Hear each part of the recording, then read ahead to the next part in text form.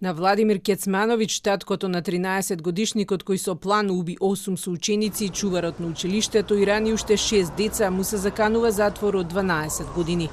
Уапсен е за тешко кривично дело против општата безбедност, а според правниците би можел да одговара и за други кривични дела. За едно од најтешките масовни убиства во историјата на Србија и првиот ваков случај што се случил во основно училиште, напаѓачот кој нема 14 години всушност се уште е дете пред законот и неговата судбина е непозната, но последиците за страшното дело ќе ги сноси неговиот татко. Тоа е законот и тука е крајот на приказната. Евентуално, ако се докаже дека е запоставен, може да им се одземе старателството на родителите и детето да се смести во институција, но тоа е веќе семејно право, а не криминално.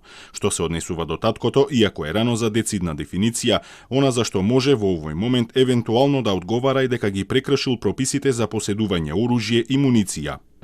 Србија жали по прерано згаснатите детски животи по нападот во училиштето во Белград. Од денеска во земјата е прогласена 3-дневна жалост. Трагедијата предизвика широка дебата за општата состојба на нацијата под децениските кризи и конфликти, чии последици создадоа состојба на постојана несигурност и нестабилност, заедно со длабоки политички поделби. Šta da se kaže, ovo je za cijelu naciju srpsku tragedija. Ovo je krivica i društva.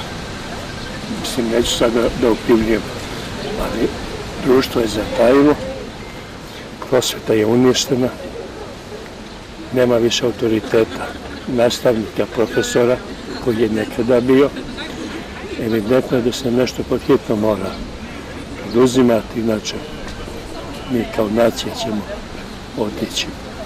Според надлежните се уште не е јасно што е она што го поттикнало 13-годишникот да реагира на таков начин. Сепак заедничкиот став е дека трагедијата го разоткри нивото на насилство присутно во општеството, кое по распадот на Југославија се таложеше со децении и е тешко да се санира. Одједном живимо у другом свету, одједном се у том свету, живели смо у свету у коjem je bilo nemoguće da 13-годишњак bude masovni ubica, a sad odjednom živimo u svetu u kojem je ne samo to moguće i to moramo da prihvatimo, nego se to i desilo.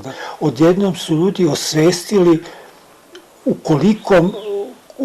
kolikom okeanu nasilja faktički mi živimo i koliko je to vremenom narastalo i koliko je naše društvo zapušteno u tom pogledu i da se radi o decenijama prosto koje je sada jako teško na neki način ispraviti.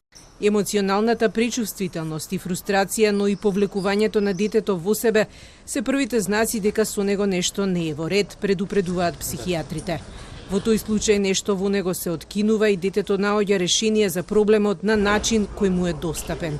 Кога има милиони телевизиски серии каде земањето пиштол е начин да се реши проблемот и насилството е високо ценето, тоа е аларм за едно општество да се преиспита што им нуди на децата.